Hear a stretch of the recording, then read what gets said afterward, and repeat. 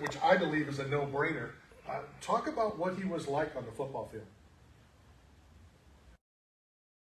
It's hard to describe him in a lot of words, right? Because for one, I played against Vernon Davis my entire college career. I played with him and then we practiced against each other, man. It was like, and a guy that's 250 and running a 4.3 and a 4.37 and a 40, you can only imagine what that was like every day chasing around in practice. And then you come across somebody like Antonio Gates, who's 260, sport, and can run, move, get out of break. His hands, I mean, to me personally, man, he got the best hands of a tight end of all time. Best route running of all time. And it's really that his background in basketball that you really see it on the field. It's like, what he's doing sometimes, and you can't do anything about it because he gets in and out of his cuts and breaks so much, it's free. And so, and I played against Gronk, I played against Tony Gonzalez. In my opinion, Antonio Gates will always be, unless, Travis Kelce keep playing the level he's playing at, Antonio Gates will always be the best tight end of all time. Who else is on this list? I have a problem every year when we talk Hall of Fame. And, I respect you, so maybe you can knock some sense into me. My thinking is, if it takes a long amount of years, does that really mean you're a Hall of Famer? To me, a Hall of Famer goes in right away, year 1, year 2, year 3. A lot of these people on this list, semifinalists for the second time. Who are some of these names on here that you think are a no-brainer? Well, they're on there the second time, but they should have been in the first time, in my opinion, right? Sure. Like Fred Taylor. Fred Taylor's a Hall of Fame running back to me. He's done so much, man, on the field, and it's kind of bizarre that every player played with him or played against him feel the same way, and somehow he's not in it, right? So I get that point of it. Who else we got here? I think that, like you said before, Antonio Gates is going to be a shoe-in. Julius Peppers, in my opinion, should be another shoe-in for his long career and the number of sacks he got. But there's a couple guys on this list, man, and the unfortunate part, only a few get in, right, every year. So you're going to you're going to take the top 3 that that are shoe-ins on the list, and then people are going to argue and debate about the other couple every single year, right? So I think that's and it's unfortunate because if you wasn't up against a guy that was a guaranteed shoe-in, some of these guys would be in already. Right. For sure. As I've covered the Buccaneers since, the mid-'80s, and I know what players talk about and what they joke about, and they're talking about offense, and they're talking about defense. Devin Hester is a name that anytime you heard it, you knew they were kicking the ball out of bounds to keep the ball away from him. What do you think his chances as basically a special team superstar of getting in? He's one that's going to be debated about a long time, right? Because he, for one, is a special teams player for the most part, right? So he's already on that back end of guys who played every single down, whether it's offense or defense. So it's going to be hard, no matter how electric. And by the way, Devin Hester is the best return man of all time. Yep. And it got so bad, his stats didn't keep climbing because people just terrified of him. They didn't want to kick the ball to him anymore. That's why his stats dropped, not because of him. People just stayed away from him. But being a great special teams player, and I played with one, Tim Osgood. Tim Osgood, to me, was one of the best special teams players of all time. He's never going to be on this list because you got a guy like Devin, Hester on this list that will probably still not get in initially. It'll take a couple years to get in, but he definitely deserves it. Sorry. So another guy on the list, Eddie George, went to Ohio State, just lost his alma mater, just lost to Michigan this past weekend. He did a video where he lost a bet. He had to sing the Michigan fight song in a Michigan jersey. So the question is, have you ever lost a bet to a friend or anything like that? Is it really embarrassing that you've done on or off the field? Yeah, I had to put on a Patriots jersey one time, and I was sick to my stomach. To this day, I'm pretty disgusted about it. But yeah, so you make those bets, and obviously at the time too. I mean, everybody knew my hate for the Patriots. So that was a bit rough. The only thing I guess to soften the blow is I had to put on a Gronk jersey, and Gronk is my boy. So I didn't feel so bad, but it hurt, man. It actually burned my shoulders up pretty good to put that Patriots on. That's funny. Before we move on, let's finish talking about NFL. Who do you like right now if you had to pick one or two from each conference? Who do you think will be in Vegas? It's a toss-up, man, with the on the AFC side, to me personally, with the Chiefs and Ravens. I think that those two right now are playing at the top of their game and playing extremely well. On the NFC side, again, toss-up with the 49ers and Philly. They're both playing well, but it's going to come down to health, right? We've seen the 49ers for 3 or 4 weeks kind of do nothing, right? Look like a completely different team because they were banged up. And now they got guys back healthy and playing well, and they're back going, at the pace they started the season at. But when you're going into the playoffs this time of year, man, health is a big factor. So, those are my 4 teams, or, 2 on the AFC side, 2 on the NFC side. But this whole thing is going to come down to momentum and health. And so whoever the healthiest team is going into the playoffs, that's who I'm picking to win it.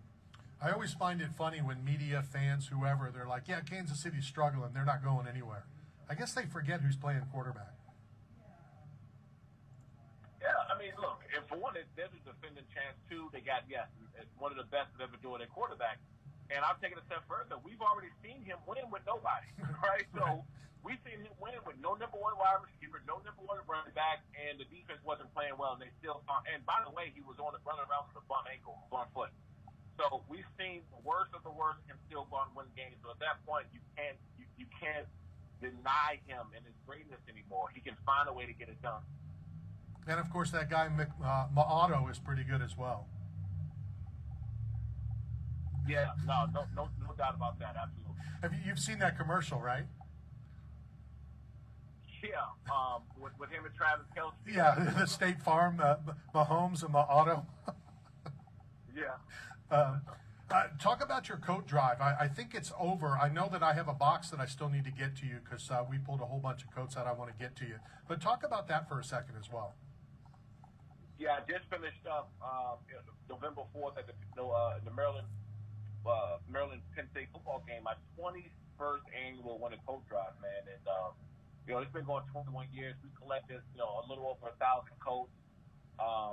Which is great, man. I mean, we used to be over 2,000 and 2,500. Now it's a little over 1,000. But I always remind myself that that's over 1,000 people, man. It's going to be warm, right, this winter. And then this year we partnered up with McVet for the homeless vet place in Baltimore that we work with a lot. And so we've helped out a lot of vets, helped out a lot of people, and everybody will come out to that every single year, and they send coats and drop. A lot of people don't even go to the game, right? They still go to the traffic, drop off the coat, they turn around and leave. That to me, man, is really really important, and it means a great deal. Good stuff, and of course we want to get more involved and help that out next year. January 6th, before you know it, your next event will be happening. Talk to us. Man. This one's huge. Out Xtreme Fighting 13 we're on already. We got Abby Montez and Jackie Cataline, man. These 2 women, I'm telling you right now, they're both local in Long Beach and L.A. They've been yapping, going back and forth. And, we were struggling to find Abby an opponent for a while. She fought the PFL. I believe so did Jackie. So they're both vets, man. They're going to get after it. And this is a big fight, man. Gilbert Nakatani is a co-main event on this one. We're pretty stacked up on this card, but this main event may be just our biggest one yet. I know that I've asked you this before, Shawne. You're the CEO, you're running this organization, but you're also a fan. How are you able to separate the two? Not show favoritism, be friendly to both fighters. It's got to be difficult. Well, I think at the end of the day, when you're a fan of it, it allows me to sit back and watch the fight, right, and make my own judgment on the fighters or the judges or whatever else. As the kind of an owner and lead the company, it's my job in a way to promote everybody equally around. Like I got some fighters that we work with, we have on our cars who I've trained with, I've sparred with, I worked out in the gym in Black House or AKA or Alliance when he was down in San Diego or whatever gym, right? I've trained with a lot of these guys.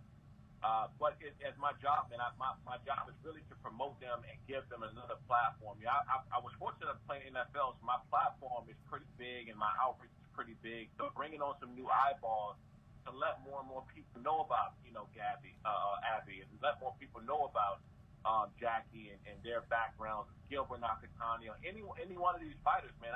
For me, it's a platform to springboard them into, building their careers, man. That's what Out Xtreme Fighting is all about. So with all of that background and all of the influence you have, I guess that means at some point a Tampa Bay event should be in the cards, right? I was just in Miami this past weekend. A really good friend of mine down in Miami that's from Tampa. I had a meeting with have a meeting coming up with the Hard Rock Casino in Fort Lauderdale. He actually brought up 2 venues in Tampa Bay that I have a call with this week, man. So I'm trying to make it happen. There's a lot of great fighters, man. I've trained down. I've trained in Tampa, a little bit outside of Sarasota. They got a nice MMA gym. I've trained there before. When I left there, I think it was the IMG Academy at one point. They got a nice gym out there, and obviously a lot of nice gyms in Florida. Great fighters, great camps, and so I'm looking to bring something down there pretty soon. And I've got a diamond in a rough we'll talk off the air about. A location is awesome. This could be a place to bring your event for sure, but I'm not going to announce that on the air. We'll talk about that location later.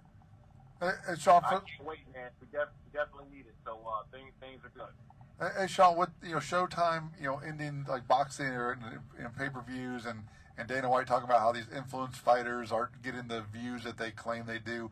How are you able to grow so fast and have this 13th event already? What's the formula that you do so much different than everybody else out there right now? Well, there's a lot of smoke and mirrors, and I don't talk bad about other promotions. I don't talk bad about other organizations because we're going to be great at what we're doing. I'm going to win. We're going to win. We're going to keep getting better organically. And sometimes people throw these numbers out there, and we're doing this, and we're global leaders, and we're this. I'm looking, man, like, come on, guys. Like, you may be able to fool the public, but people in this industry that's really growing organically and getting the eyeballs we moved to the top 5 most watched on Fubo Sports. And instead of pounding my chest and saying how great we are global leaders, I'm thanking the fans because they're the ones watching. Right. It's not really, it's not us. And, the only thing we can do, as you said when we started this conversation off, is have a great fight and have great production so the fans at home are watching us are enjoying it and they're enjoying something good. We're putting on a great show for them. But, there's a lot of BS, man, that's going on in the industry right now. And trust me, when I see it, it's so hard for me to sit back and watch it when you know it's a lie. You know it's junk. These pay-per-view numbers and just coming out, guys saying they're doing millions. You're not. And you're not global leaders. You're not doing that well. Your company, you're not selling out arenas. All this other BS, man. It's just so hard as a really good, somebody like myself that's running the organization that's growing organically, right? That's growing organically. And we're doing it the right way by putting on great shows, having great events, and promoting the hell out of these fighters. Not by pounding on our chest, saying how great we are. And everybody should say we're great because we're saying we're great. So I'm trying my best to stay away from it. But, it's really been getting under my skin lately, to be honest. Good stuff. You know what we need to start doing, Shawne? We need to start getting your fighters on this show as well. Absolutely. Yeah, no, I would love to have Abby and Jackie on it, man. They're 2 badass women. They fought in PFL before. They fought, I believe in Bellator as well. And I'm glad to have them, man, because I think they're going to put on the show. So maybe we should get them 2 on, and I think it'll be great. Yeah, definitely. We'll get a hold of Josh. I'll reach out to you, later in the week or next week. As always, thank you for your time. And before you know